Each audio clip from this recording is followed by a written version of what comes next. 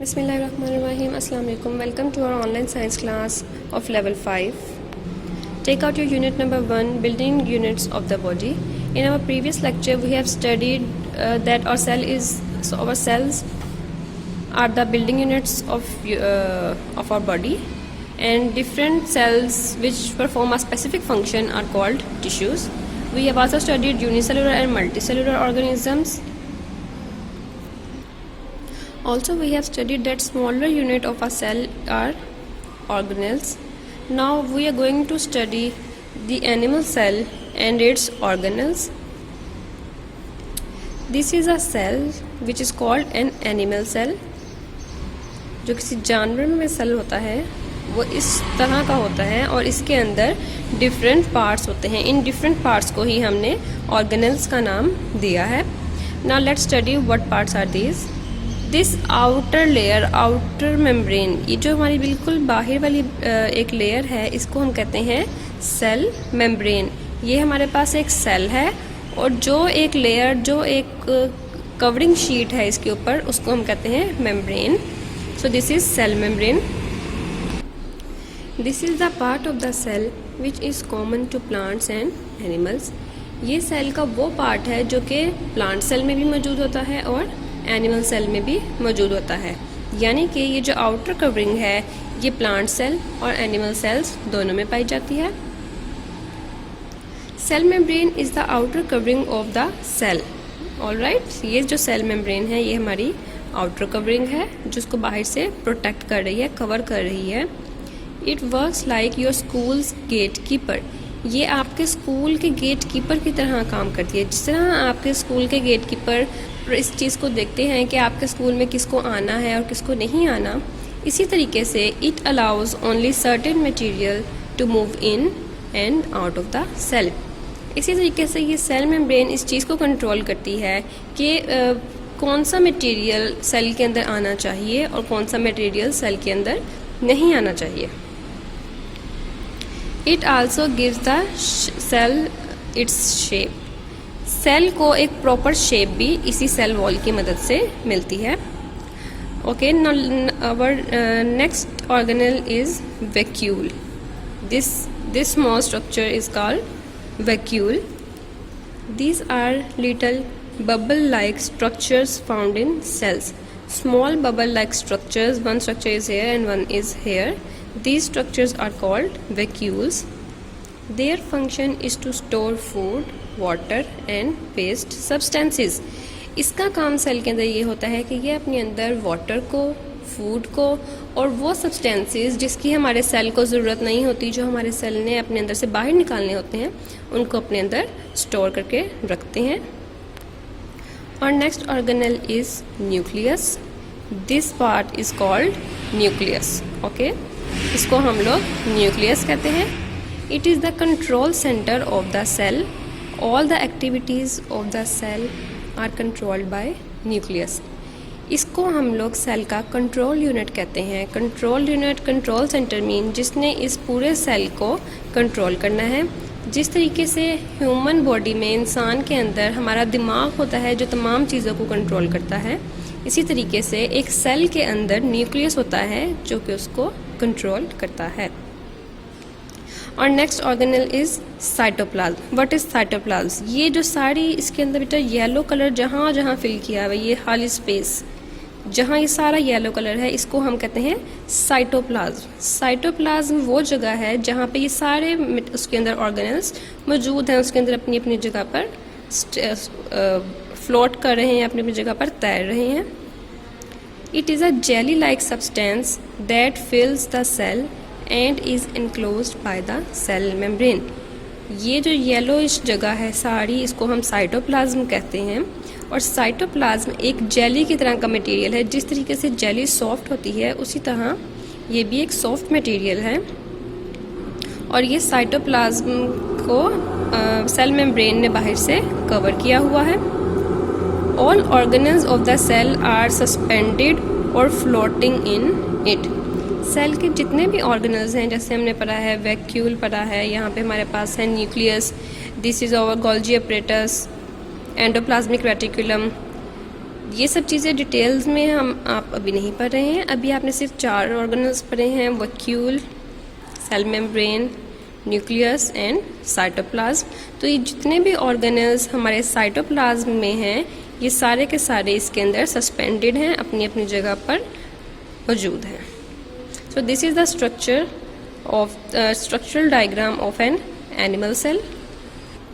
Now let's study the plant cell and how it is different from the animal cell. पीछे हमने animal cell को पढ़ लिया था, उसकी सारी हमने 4 उसके ऑर्गेनल्स पढ़े हैं। नाउ अब हम लोग पढ़ेंगे एनिमल सेल्स को और देखते हैं कि हमारे पास एनिमल सेल्स और प्लांट सेल्स में क्या चीज़ें सेम हैं और क्या चीज़ different. Some plants are different from animal cells in many ways, so their cells are also different from animal cells in some ways. Study the diagram of a plant cell below. क्योंकि हमारे पास जो plants हैं, जो पौधे हैं, वो animal से different होते हैं, इनका फंक्शन डिफरेंट होता है, उनकी शक्ल, उनकी साख्त, उनका लाइफ साइकिल, सब चीज़ें डिफरेंट होती हैं, इसीलिए उनके जो सेल्स हैं वो भी एनिमल सेल से डिफरेंट होते हैं। Now let's study the diagram. This is the diagram of a plant cell. ये हमारे पास एक प्लांट सेल है, ये इसकी एक आउटर कवरिंग है, इसके अंदर ये कुछ ऑर्गेनल्स मौजूद हैं। सबसे पहले हम आउटर कवरिंग की बात करते हैं। इसकी आउटर कवरिंग जो है, ये जो आउटर लाइन है, बिल्कुल ये वाली line, let's focus on it, this outer line. यहाँ पे 2 लाइंस मौजूद हैं, एक ये बाहर वाली और एक ये अंदर वाली। हम बाहर वाली लाइन की बात कर रहे हैं, इसको हम कहते हैं सेल वॉल। सेल वॉल वही सेम सेल वॉल है जो हमारे पास, जिस तरह हमारे पास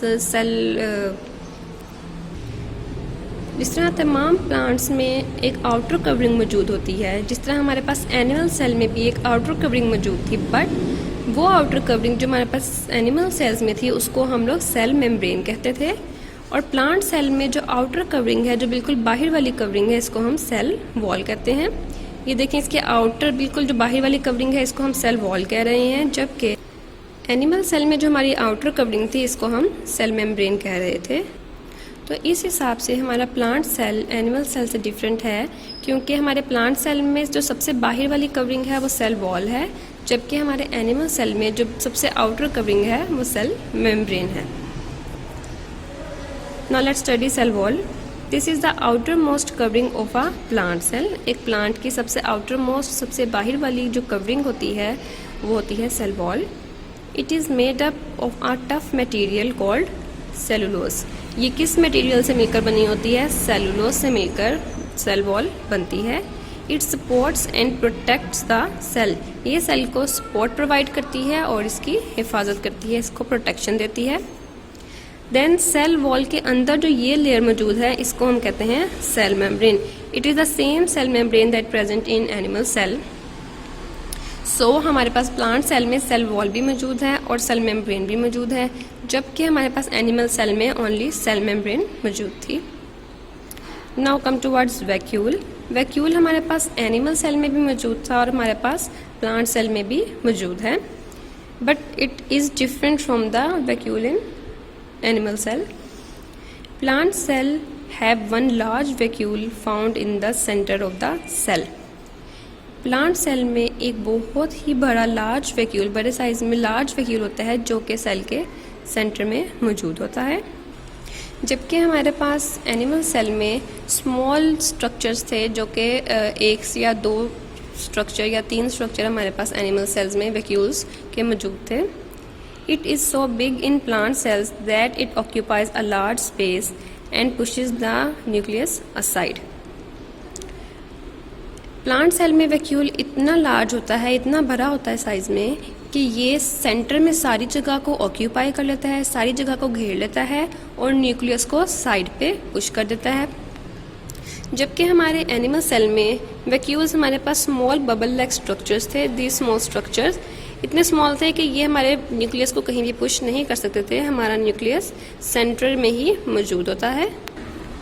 सो वैक्यूल के बाद नेक्स्ट हमारे पास ऑर्गेनेल आ जाता है साइटोप्लाज्म। साइटोप्लाज्म हमारे पास सेम वही चीज़ है जो हमारे पास एनिमल सेल में मौजूद थी। जिस तरीके से साइटोप्लाज्म जेली लाइक मटेरियल था और उसके अंदर तमाम ऑर्गेनल सस्पेंडेड थे, इसी तरह प्लांट सेल्स में भी साइटोप्लाज्म में तमाम ऑर्गेनल्स सस्पेंडेड होते हैं। ओके, और next organelle is chloroplast. Chloroplast वो ऑर्गेनल है जो कि हमारे पास सिर्फ प्लांट सेल में मौजूद होता है, एनिमल सेल्स में मौजूद नहीं होता। Chloroplast is the organelle that is found only in plant cells. ये ऐसे ऑर्गेनल्स हैं, ये जो तमाम ग्रीन कलर के ऑर्गेनल्स हैं, ये सारे हमारे पास क्लोरोप्लास्ट हैं और ये हमारे पास ओनली प्लांट सेल में मौजूद हैं, एनिमल सेल्स में ये नहीं पाए जाते। It contains green pigments called chlorophyll which absorb sun's energy and help the plant to make its food. ये क्लोरोप्लास्ट जो हमारे पास हैं, ये दिस ग्रीन स्ट्रक्चर्स, इनको हम कहते हैं क्लोरोप्लास्ट। इन क्लोरोप्लास्ट के अंदर एक पिगमेंट मौजूद होता है जिस पिगमेंट को हम नाम देते हैं क्लोरोफिल का।